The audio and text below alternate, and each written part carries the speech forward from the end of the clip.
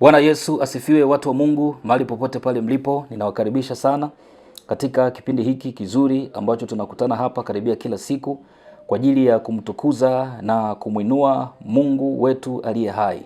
Karibuni sana. Leo ni nafasi nyingine tena nzuri. Tumepata bahati ya kukutana na watumishi wa Mungu.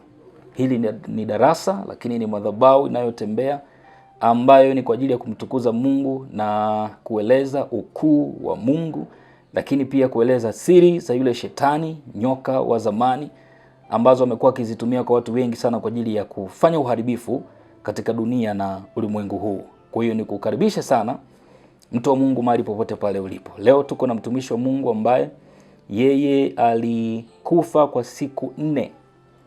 Kufa kabisa siku 4. Lakini alikuwa amehamishwa kwenye ulimwengu wa damu na nyama, alafu akapelekwa kwenye ulimwengu wa roho. Mwilini alikuwa amekufa, lakini rohoni alikuwa hai. Kwa hiyo nikukaribishe sana. Bwana apewe sifa mtumishi. Amina, mtumishi wa Bwana aliye hai. Habari ya uzima? Ni njema, na mshukuru Mungu katika hilo. Ndio. Amina. Tumekutana Msoma hapa. Kwa kweli Mungu amefanyika baraka kwa hilo. Amina. Unaendeleaje lakini? Naendelea vizuri. Kwema kabisa. Kwema katika Bwana. Mimi bana nimefurahi kukutana na wewe vizuri, kwa sababu kuna jambo jema ambalo tutakwenda kulisikia mimi pamoja na watu ambao wanatazama kipindi hiki. Amina. Ambao ni watoto wa Mungu. Amina. Wanaofuatilia kipindi kwa ajili ya kujifunza. Amina. Na kumtukuza Mungu pia. Sawa. Na kushiriki kwenye kazi ya Mungu kwa namna mbalimbali. Amina. Pengine labda kuna mtu ambaye labda hakufahamu, kwa sababu dunia ina watu wengi. Yamkini kuna sehemu uliweza kuonekana, lakini kuna sehemu unaweza ukaenda alafu kuna baadhi ya watu wasikufahamu. Jitambulishe kwa majina yako. Mimi ninaitwa Meshaki Mafyeko. Ni mtumishi wa Mungu aliye hai. Amen. Na ni raia wa Tanzania. Sawa. Na sasa mtumishi, kila kitu huwa kina mwanzo. Hata wakati unakutana na hiyo situation ya kukufa, manake kuna mwanzo wa vitu vyote. Labda tuanzie mwanzo. Lakini tuanze na background. Wewe ni mtu wa wapi, mzaliwa wa wapi? Alafu tupeleke mpaka kwenye tatizo lilivyotokea. Sawa. Mimi ni mtu wa Tanzania katika mkoa wa Mara, wilaya ya Rorya. Kijiji kinachoitwa Nyanchabakenye. Hapo ndipo mahala nilipozaliwa. Mimi ni Mkuria tabaka la Wasimbiti. Kwa hiyo mimi ni Msimbiti. Msimbiti? Msimbiti. Sawa. Na wasikia? Kabisa. Nafahamu vizuri Kikuria kwa sehemu. Ndio. Ninamshukuru Mungu kwa hilo. Na changamoto ambazo zilisababisha mimi kufikia hatua ya kujihukumu na kufa mpaka kupelekwa mbinguni na kuzimu na kuyaona mengi ya ulimwengu wa roho. Zilinipata nikiwa katika mkoa wa Geita. Muda huo nilikuwa naishi Geita. Ndio. Na nikawa najishughulisha na shughuli za uchimbaji wa dhahabu, hasa ndio ilikuwa kazi yangu kubwa. Sawa. Na pia kwa muda huo nilikuwa ni Mkristo ambaye ni vuguvugu wa kawaida ambaye naenda kanisani mara nisiende, saa zingine nakata mwezi mzima siendi ibadani. Sasa ulifika muda fulani ambao kwa kweli kuna shida fulani ilijitokeza kwangu, nikajikuta nilikuwa nimelala nikiwa na ndugu yangu. Anayeitwa Chacha Mafyeko. Tulikuwa tumelala pamoja kwenye chumba kimoja. Sasa majira ya asubuhi kabisa ya kama saa 1 za asubuhi, tukiwa tunaongea, ghafla ukatokea upepo ambao ulinipuliza kwenye shingo yangu upande wa kushoto mwa shingo. Na ule upepo uliponipuliza ulikuwa ni upepo wenye nguvu sana.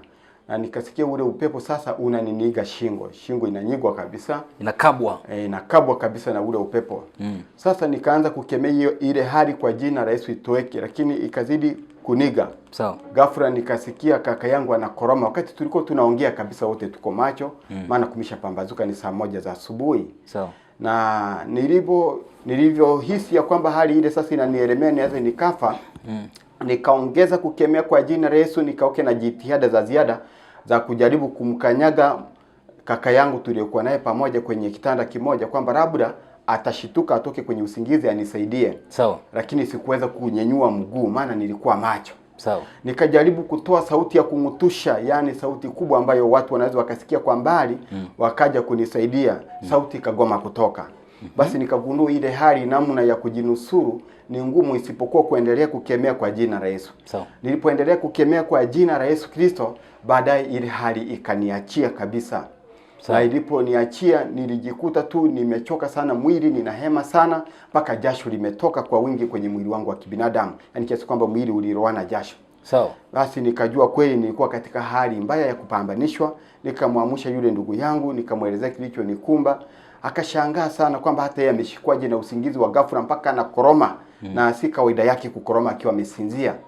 Basi ikawa hivyo. Baada ya hapo ndipo nikaanza kuhisi kitu kinatembea kwenye shingo yangu upande wa kushoto. Kinatembea kama vile limdudu likubwa. Lakini nikishika sishiki kitu chochote. Kwa ndani tu unahisi. Kwa juu kabisa ya ngozi. Mtu anakiangalia anaweza kaona? Haoni kabisa. Ila wewe ndio unasikia. Ndio nahisi hiyo hali sasa kwenye ngozi. Nikimwambia mtu kuna limdudu hapa, labda ujaribu kuangalia kwenye shingo, mpaka najaribu kukunja shati vizuri aone, haoni limdudu. Lakini kisha tu hapo mkono linaendelea kutembea. Kwa hiyo lakini halionekani, hisi kama mdudu anatembea, lakini ikawa hivyo. Sasa sikujua maana ya lile jambo. Lakini baada ya hapo nikawa nimepatwa na njaa kali, nikaenda kwenye kefu nikapata chakula. Nikamshukuru Mungu, nikanywa na maji maana nilihisi kiu kali kwa sababu ya hali ile ya kupambanishwa mpaka mwili ukatoa jasho nyingi. Na kwa kuhisi ulichukua kama sekunde au dakika ngapi? Kwenye ile hali ya umevamiwa ile mpaka kuja kutoka. Vamiwa ile na kadiri ilikuwa kama ndani ya dakika 2 kabisa au 3. Nakadiria kati ya huo muda, maana ilikuwa ni zaidi ya dakika 1 kabisa.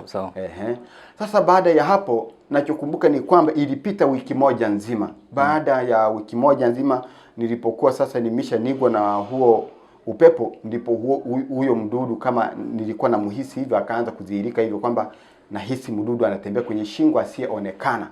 Lakini baada ya hapo hiyo wiki imeisha hivyo, baada ya huyo mdudu kuanza kujidhihirisha hivyo, ndipo na mwili wangu ukaanza kuwa na mabadiliko fulani. Nikaanza kuhisi vichomi kwenye mwili wangu wa kibinadamu baada ya wiki nzima kupita sasa. Mdudu huyo anatembea, lakini pia nikaanza kuhisi na vichomi. Hiyo hali ya vichomi ikaendelea hivyo, ikadumu kwangu kwa kweli kwa muda wa miezi kadhaa. Nikajaribu kwenda hospitalini ili madaktari wanisaidie kulingana na taaluma zao za uzoefu wa huduma ile waliosomea taaluma, lakini haikuwezekana kusaidika. Ile hali ikasababisha nikakata tamaa kuishi duniani kabisa. Nikawa sasa ni mtu ambaye kiasi kwamba nikawa natamani kufa hata muda wowote kwa sababu imekuwa ni kero kwenye maisha yangu. Lakini nikawa najitahidi kuhudhuria ibadani mara moja pale ambapo Mungu alikuwa ananiwezesha kufika kwenye ibada. Nikawa naenda kuabudu. Nilipokuwa naenda kuabudu Mungu, saa zingine na wahusisha watumishi wa Mungu wa mahara pale wanaotumiwa na Mungu ili waweze kunisaidia. Basi Mungu akawa anawawezesha kuniombea, napata nafuu. Kuna muda ukiwa huko mgodini?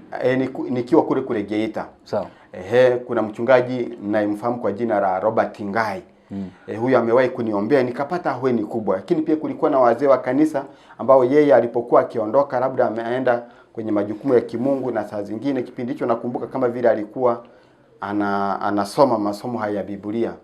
Maana tatizo mimi nimeanza kuugua hiyo hali mwaka 2012 bila shaka kwa jinsi ninavyokumbuka mimi.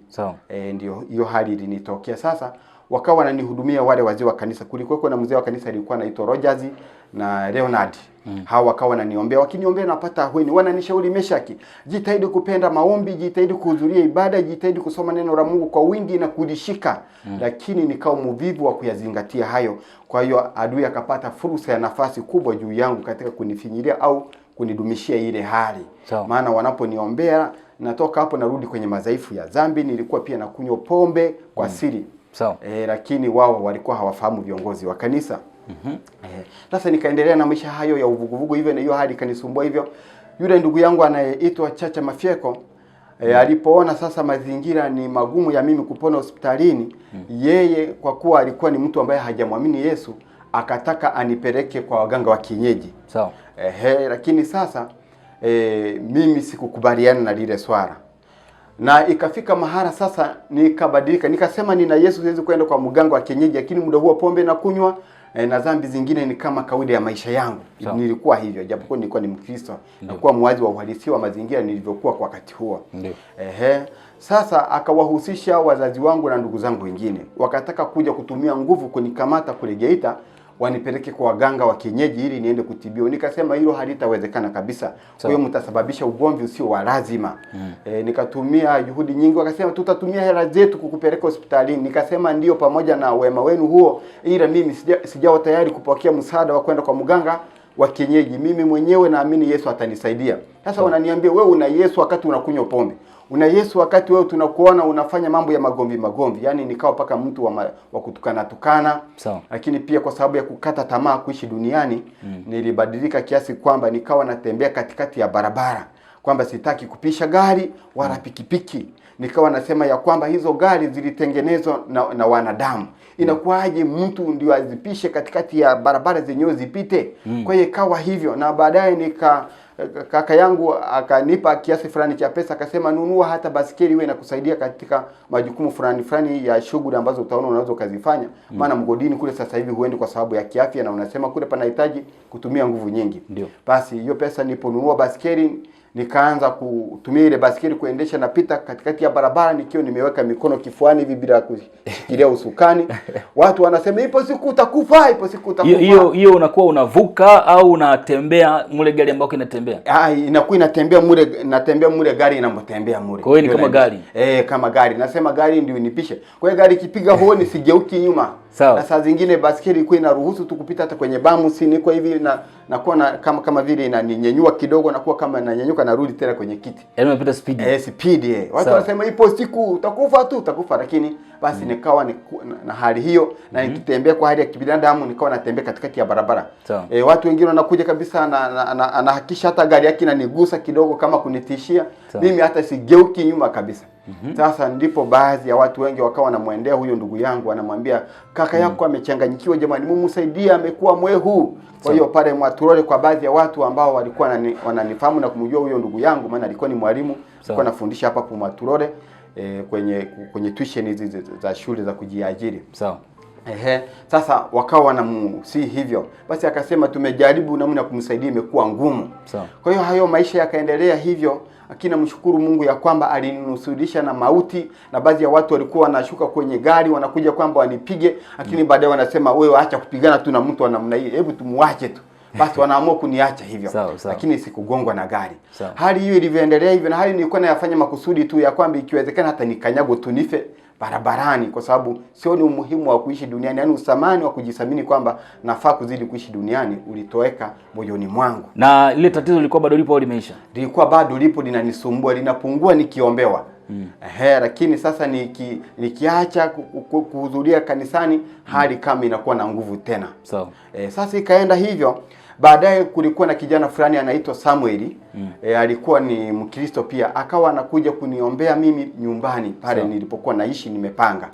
Sasa na baadaye akanihimiza sana kwenye masuala ya maombi, nikamsikiliza kwa hilo. Sasa nikaanza kuomba kila siku, naomba kila siku, nikawa napata amani fulani, vile vichumi kama vikao vinatindika kwa kiwango cha juu kabisa, na vihisi kwa mbali. Sasa ikafika muda fulani ambapo kiasi kwamba nilikuwa na uwezo wa kuona baadhi ya vitu katika hali ya kiroho. Ambayo mtu ni vigumu kuona vile vitu kwa hali ya kibinadamu, lakini kiwa katika hali ya kibinadamu nikawa naona. Siku moja zikanitokea nguruwe za kiroho nikiwa ndani ya chumba nilichokuwa naishi.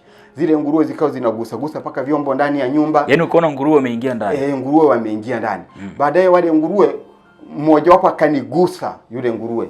Nikahisi baridi kali mahali aliponigusa, kama mwili wa yule nguruwe ulikuwa ni kama wa barafu, yani kama barafu. Nilihisi hivyo. Sasa baada ya hapo sikujua maana ya kile kitendo, lakini baada ya hapo nikajikuta tu niko msituni, naona kama ninateswa na hangaishwa na mashetani. Nikakemea ile hali kwa jina Yesu, nikakemea, baadaye kaniachia. Sasa nimekuja kujua maana ya wale nguruwe baada ya mimi kufa, nikao nimefika mbinguni na huko kuzimu katika kuonyeshwa na Bwana. Nimerudi katika hali ya kibinadamu sasa tena ya kawaida. Ndipo Mungu akaniambia kwamba wale nguruwe waliokutokea ni kwa sababu ya tabia yako ya maisha ya dhambi uliokuwa nayo.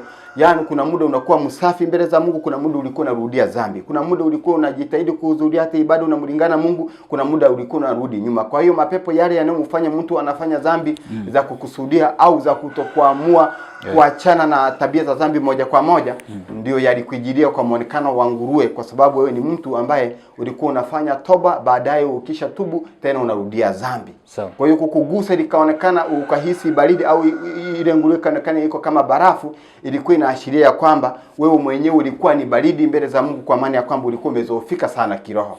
Ndio nikapata kujua jambo hilo, na baadaye siku moja hao nguruwe tena wamewahi kunitokea tena, wakawa wanatembea tembea ndani ya ile nyumba pamoja na viumbe wengine wa kiroho ambao nilikuwa naona kwamba ni mashetani. Yaani kwa hali ya kibinadamu naona kabisa, na hisi zile sauti za hao viumbe wanavyotembea mule, wanagonga gonga vyombo.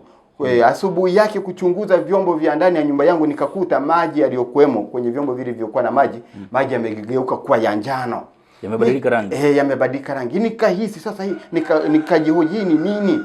Basi nikaonyesha na majirani zangu, wakashangaa kabisa ile hali ya kwamba maji yamegeuka kuwa kama rangi ya njano. Wakashangaa. Mimi sikujua maana yake. Ndio baadaye nikaje kufundishwa hata maana ya rangi ya njano, kwamba huwa inaashiria ukosefu wa baraka na njaa. Sasa nikajua hata tafasiri ya maana ya hiyo rangi. Baada ya kufikishwa kwenye ulimwengu wa roho, Mungu akanifundisha kitu kama hicho, nikapata kujua habari hizo na habari za rangi zingine na maana zake kwa sehemu ile ambayo nilijaliwa na Mungu kujua. Kwa hiyo pale Mungu alikuwa ananiashiria kwamba ingawa wale maadui walikuja kwa staili hizo, lakini ilikuwa ni ishara ya kwamba ni mtu ambaye nimekwisha kuzikosa baraka nyingi, rafu walikuwa wanaashiria wale mashetani ya kwamba nitazidi kukosa pesa na nitazidi kuishi maisha magumu, maisha ya ukata, ya kukosa mahitaji muhimu ya kibinadamu, kiasi kwamba nitakuwa tegemezi kwa muda fulani mrefu, lakini ambao utakuwa na kikomo, lakini nitaishi katika hatua hizo. Kwa hiyo nikajua kumbe ni ishara za mimi kukosa mali, zilikuwa zinaashiriwa hivyo, au kukosa pesa, ndio maana maji yalikuwa ya njano vile. Sasa kuna namna ulimwengu wa roho ulikuwa unafanya vitu kwa ishara za vitendo kama hivyo. Mimi sikujua, lakini baadaye nikaja kujua. Hilo likapita. Sasa ukafika muda fulani, siku moja nikasema leo sitaomba, nione ni nini kitakachotokea. Maana mimi Mungu Samuel alinihimiza kuomba, nikaona matokeo, hata kusumbuliwa na mashetani ya namna mbalimbali ikawa ni hamuna. Sasa nikapata amani, hata kiafya nikapata ahueni kubwa. Sasa nikasema siku ya leo sitaomba, nione kitakachotokea. Na siku hiyo nilitoka bahani kabisa, nilikuwa nimetoka kwa kunywa bia. Sasa nikawa nimelalia mgongo kwenye kitanda, miguu imening'inia, nilikuwa bado sijarara wala sijavua viatu, na fikiria kwa nini nateseka hivi. Muda huo live wazi bila mafumbo, ndio nikashangaa mwanga unatokea juu ya para nyumba yangu. Mwanga mkali ambao kiasi kwamba macho ya kibinadamu ikawa vigumu kustahimili vizuri. Lakini katika kuangalia kwangu nikagundua ya kwamba kulikuwa na mtu ambaye alikuja akiwa na muonekano wa ile fahari ya mwanga. Nilipomtazama niliweza kumuona kuanzia kwenye miguu mpaka kwenye kiuno. Lakini kwenda juu zaidi sikuweza, kwa sababu ya ufahari wa mwanga ulikuwa ni mkuu, macho ya kibinadamu hayakuweza kustahimili. Ndipo ule mwanga uliponimulika hivyo, nikajiona tena siko kwenye kile kitanda. Ni kama nimehamishwa, niko kwenye sakafu. Sakafu ile yenyewe nilikuwa naiona kama ile sakafu nyeupe. Alafu sasa nikiwa eneo hilo nikaonekana nimelalia mgongo. Alafu ndipo sasa ile mionzi ya ile nuru ikaanza kuniyeyusha mwili wangu. Nikahisi maumivu makubwa yasiyostahimilika. Nikaona ni kama mwili unayeyuka, lakini sasa kimiminika cha mwili hakionekani kwamba kinatiririka, lakini naona ya kwamba mwili unayeyuka kabisa kwa nguvu ile ya ule mwanga. Ndipo baadaye nikaachiwa nafasi kidogo ya kutokuumizwa. Ndani ya muda mfupi nikaambiwa ya kwamba, Meshaki, mbona leo haukuomba? Kwa nini leo haujaomba? Yani nahojiwa hivyo, kwa nini leo haukuomba? Sauti hiyo. Sauti hiyo naongea kabisa, naisikia kwa hali ya kibinadamu, sio ndoto. Yani maono tu ya waziwazi bila mafumbo. Sasa ikawa inatamka maneno kama hayo mara 3. Ndipo sasa ile sauti kwenye kumbukumbu zangu baadaye inanyamaza. Inaponyamaza sasa najihoji, kweli leo sijaomba. Hivi kwa nini kweli leo sijaomba? Alafu wakati najihoji hivyo, ndio baadaye tena nuru ile inaanza kuniyeyusha mwili. Hali hiyo ikajitokeza hivyo mara ya kwanza, na mara ya pili na nihoji hivyo kwamba, Meshaki, kwa nini leo haukuomba? Mbona leo haujaomba? Baadaye tena mateso yale yakaja baada ya mimi pia kujihoji.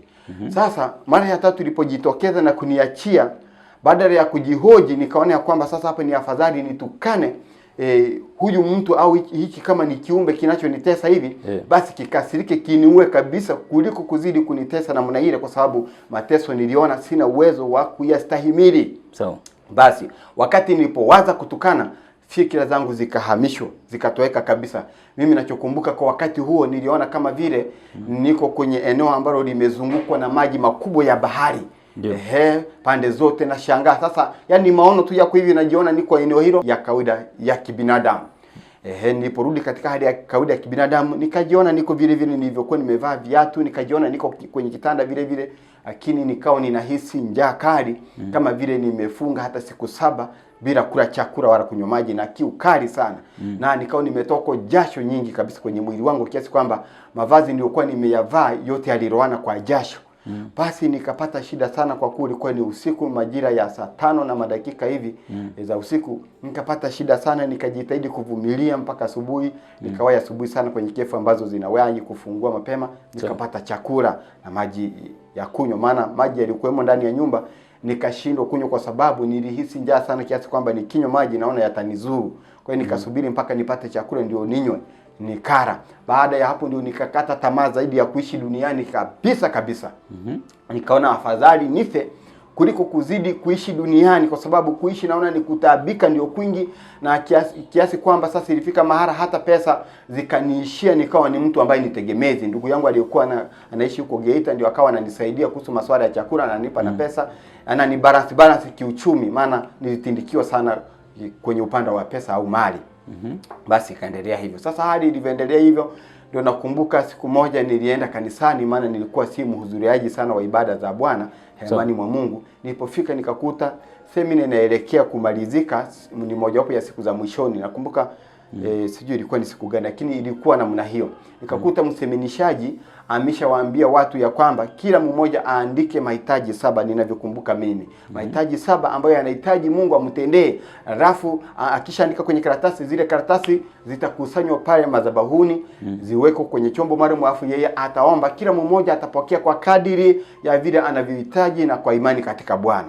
Sasa mimi nilivyokutana na hilo nikizarura, maana nilikuwa sina taarifa kwa sababu ya kuhudhuria sana ibada hemani mwa Mungu, ningetangaziwa ningefahamu. Basi nikaomba karatasi na kalamu kwa mtu aliyokuwa pamoja na mimi. Nikaandika ya kwamba ninaomba kufa na ninaomba roho yangu ipokelewe mbinguni kwa amani na furaha. Nikaandika tu maneno mafupi kwamba nife, Mungu afanikishe nife, naomba Mungu ufanikishe nife, alafu roho yangu ipokelewe mbinguni kwa amani na furaha. Hilo ndio lilikuwa hitaji langu. Ndio lilikuwa hitaji langu. Na yule aliyeniazimisha kalamu na daftari na karatasi akawa anaona kile ninachokiandika na anajua kusoma na kuandika, lakini hakutaka kuongea chochote. Aliona ndio hitaji langu labda. Lakini ingekuwa ni mimi kwa sasa hivi namuona mtu anafanya hivyo, kuna namna ningeangalia namna ya kumsaidia kabla hajakusanya kule. Basi nikaenda nikakusanya, na akatufundisha habari za imani kwamba ukiamini ndio Mungu atatenda. Kwa na mimi nikaamini ya kwamba Mungu atatenda sawa na jinsi nilivyoomba. Sikuandika 7, maana alisema ya kwamba uandike 7 au kama sio 7 yapungue chini ya hapo, lakini asizidi 7. Kwa hiyo nikafuata utaratibu kwamba kumbe hata yasipofika 7, cha muhimu nimetimiza utaratibu, yasizidi 7, hata kama yatapungua ni sawa. Basi nikakusanya pale. Yule mchungaji akaombea kwa jina la Yesu kwa imani sana, na mimi nikaamini ya kwamba sasa nitakufa wakati anaomba, lakini sikufa. Nikasema labda kwa kuwa sijafa sasa hivi, Mungu anasubiri ibada iishe ndio nitakufa. Ibada ikaisha, sikufa. Baadaye nikasubiri labda niwe wa mwisho. Mungu anataka labda aone ya kwamba watu wametoka hemani wote, alafu nimebaki wa mwishoni, labda ndio nitakufa. Sikufa. Wakati natoka mlangoni kazani labda nitafia hata mlangoni pale, sikufa. Basi nikaondoka nikaenda nyumbani, lakini nikiwa na mawazo mapya. Nikasema sasa nibadili mfumo. Mimi ninunue tu vidonge ninywe nife. Sasa nikasema basi ninunue hivyo vidonge, vina nguvu na mimi nitakufa. Ndipo nikanunua vidonge aspirini, vidonge 65. Nikanunua na paracetamol vidonge 35. Nikanunua na vidonge vingine ambavyo vinaitwa tinidazole. Vidonge vile nikanunua 4. Alafu nikanunua na vidonge vingine aina ya Action, vidonge 4. Alafu nikanunua syrup aina ya Mocrin, ile ya watu wazima. Wage inasaidia kutuliza kikohozi, ukinywa inaraza kama ya pipiko hivi. Ina utamu hivi pia. Sasa ya watu wazima ile. Nikanunua hiyo kwa kusudi maalum ya kwamba nikachukua vile vidonge vya aina ya tinidazole pamoja na Action 4 vile, nikavisagasaga kwenye sufuria kwa kutumia mti wa kisu huku pa kushikia. kwenye sufuria, alafu nikabeba ule unga nikaweka ndani ya syrup ile. Kwa vyote ulivisaga? Nilivisaga vyote kwa pamoja. Alafu ndio nikachanganya ile syrup, ule unga kwa kweli kwa ni mwingi wa ile vidonge, sehemu ile wanayoacha balance ili isijae sana pakajaa mpaka juu. Basi nikao nimesha tikisa ikajichanganya vizuri. Sasa hapo nakumbuka ilikuwa sasa ni mwezi wa 9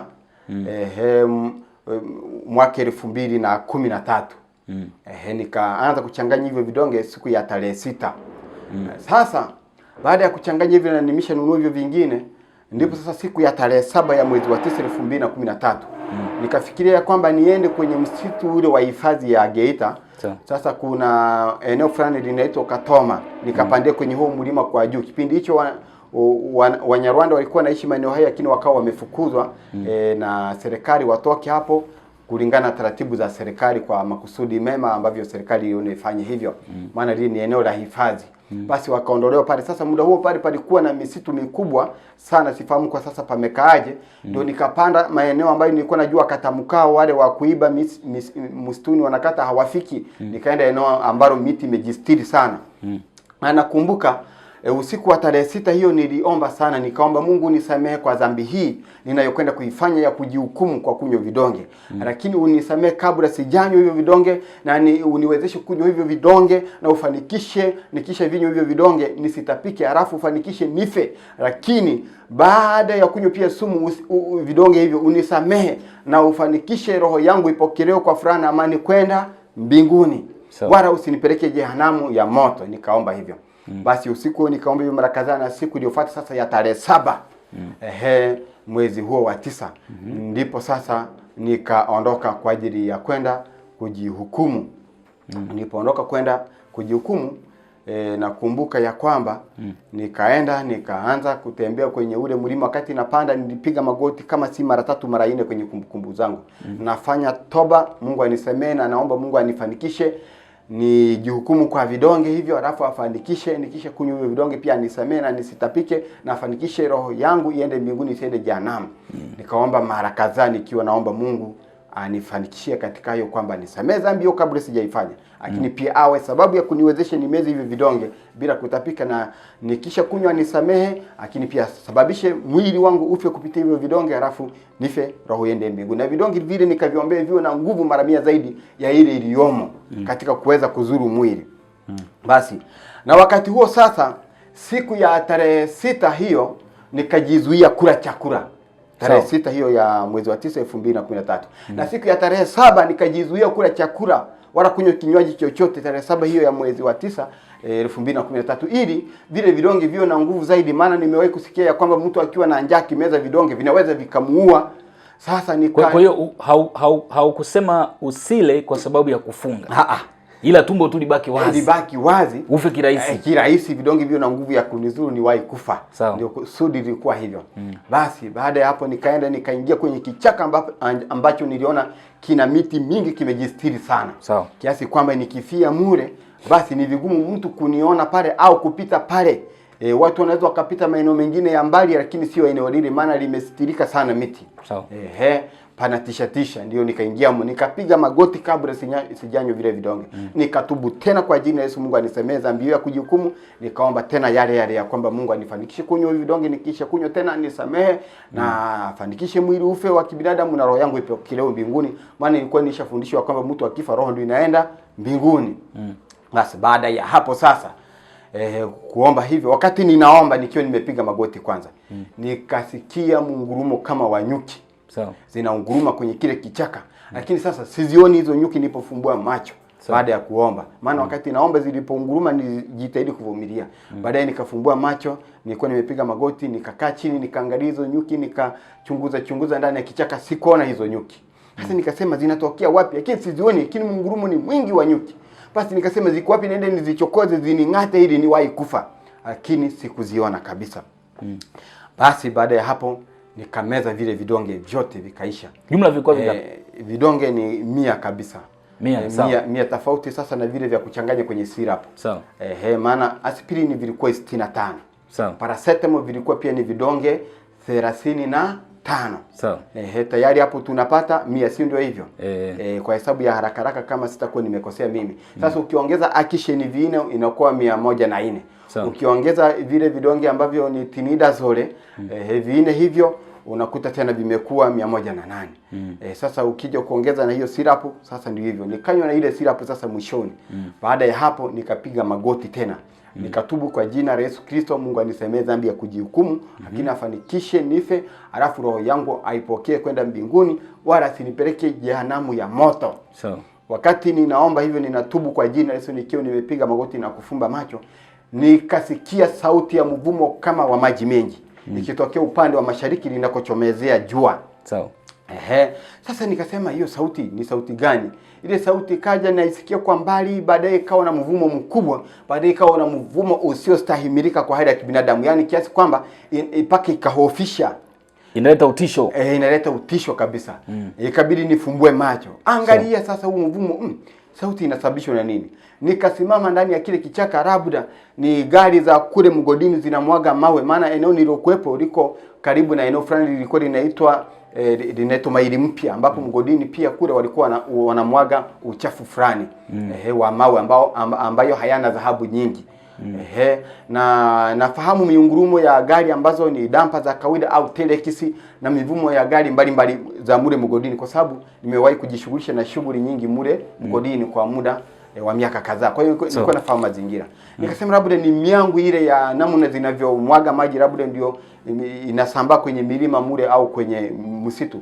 Nikagundua ni hamuna kabisa. Ile sauti ni rasmi tu inatoka eneo tofauti, lakini upande wa mashariki. Basi na ilikuwa nakumbuka ilikuwa ni majira ya saa 3 hivi za asubuhi kwenye kumbu zangu. Ndipo sasa ile sauti ilipozidi sana, nikajihisi kama niko hewani. Yani kiasi kwamba sauti hili ilikuwa na uwezo wa kuninyenyua kwa hali ya kibinadamu, najiona kama niko hewani. Alafu ikawa na utisho ambao nilienda kutafuta kifo, lakini nikaogopa. Nakumbuka nilikimbia kutoka eneo hilo, nikaona sasa haya mambo, ingawa natafuta kifo, lakini kuna mambo mengine hayastahimiliki kwa kweli kulingana na namna yalivyo. Sasa nikahamia ngambo nyingine ya mlima, ambapo angarau miti miachana, ambapo angarau inaweza katokea kimujizo kumuona mtu kwa mbali anapita. Nikakaa hapo tangu saa 3 hiyo za asubuhi. Nilipofika kwenye hilo eneo, bado ile sauti iliendelea kuvuma kwa muda kama wa zaidi ya saa nzima. Kwenye kumbukumbu zangu naisikia ila kwa mbali upande wa mashariki. Nikagundua ile sauti huenda ni kwa sababu labda nimejihukumu ndio imenitokea. Nikashanga kwa sababu ndio mara ya kwanza. Lakini nilipofika kwenye ulimwengu wa roho baada ya kufa, baadaye nilipata kujua ya kwamba ile sauti ilikuwa ni roho ya Mungu iliyokuja kwa namna ya hasira, ya kwamba haikunipasa mimi kufa kwa staili zile, hayakuwa mapenzi ya Mungu ya kwamba nijihukumu, japokuwa mimi pia nilikusudia kufanya hivyo. Sasa nikapata kujua jambo hilo, lakini haikuwa sauti ya shetani. Na ilikuja kwa mfumo wa maji mengi, kuashiria pia kwa maana ya kwamba nilikuwa kwenye jaribu zito. Ni tafasiri ambayo nilipewa kujua kwa sehemu hiyo, nikapata kujua hilo, lakini ilikuwa kweli ni sauti ya Mungu, na ile nguvu ile ninyanyua mpaka hewani ilikuwa ni roho ya Mungu bila mimi kujua. Basi ikawa hivyo. Kwa hiyo Mungu alikuwa ananifukuza eneo lile ili nitoke pale niende maeneo ya makazi ya wanadamu, ili nisiendelee na kusubiri kifo, kwa sababu haukuwa mpango wa Mungu kwamba nife nikiwa kule msituni. Nikapata kupata hiyo picha namna hiyo baadaye. Basi niendelee. Ile sauti ikaendelea kuvuma zaidi ya risali zima, na baadaye tulitena, lakini tangu saa 3 za asubuhi mpaka saa 9 za jioni sikuhisi njaa, wala sikuhisi ya kwamba labda sasa kuna maumivu ya tumbo, wala hali yoyote ya kunizuru mwili haikuonekana. Sasa nikashangaa, kwa nini inakuwa hivi? Basi ngoja nitoke msituni, akili kaja niende nikanunue sumu nyingine ambayo ni Paranekisi. Niliwahi kusimuliwa kwamba kijijini kwetu kuna mtu fulani amewahi kunywa hiyo sumu inayoitwa Paranekisi. Hiyo kwanza ushakunywa? Hapa sasa nimeshakunywa hivyo vidonge sasa. Ulikunywa kwa ule msitu pale au hapa? Vidonge nilikunywa msituni. Sasa baada ya kuona havinizuru kwamba tangu saa 3 za asubuhi mpaka saa 9 za jioni sihisi uchovu zaidi, ila hali ile niliyoenda nayo msituni ndio hiyo. Hata njaa labda iwepo, naona kama tumbo pia limekamatwa, hakuna kama vile njaa. Hata kuhisi kiu hamuna, ila ni uchovu tu ule wa kawaida wa mazingira niliyotoka nayo huku kabla sijanywa sumu, ndio nilikuwa nao udhaifu ule. Maana nilikuwa sijara chakula muda wa hizo siku mbili wa kawaida ule. Basi nikahisi vidonge vile vimeshindwa, havina uwezo wa kunizuru mimi. Nikaona nitumia akili nyingine, ngoja nitoke msituni, niende mpaka nyumbani, niende huko sasa nikanunue vidonge nikanunue sumu aina ya Paranix. Ninywe labda ndio nitakufa, kwa sababu nimewaiga kusimuliwa na wazazi wangu ya kwamba kuna mtu kijini kwetu hapo amewahi kunywa hiyo sumu. Alafu akafa kwa haraka sana kabisa. Yani polisi walikuwa wanaenda kumkamata kwa sababu amefanya tukio baya. Akasema karibuni jamani, kwa akiwa ameshikilia sumu akaanza kuinywa, baadaye hata paka wakamwacha. Kanywa sumu na baadaye alikufa ndani ya muda mfupi. Kwa hiyo nikawaza hivi, nikatoka kwenye ule msitu, nikatembea, nikajitahidi, nilipokutana na makazi ya watu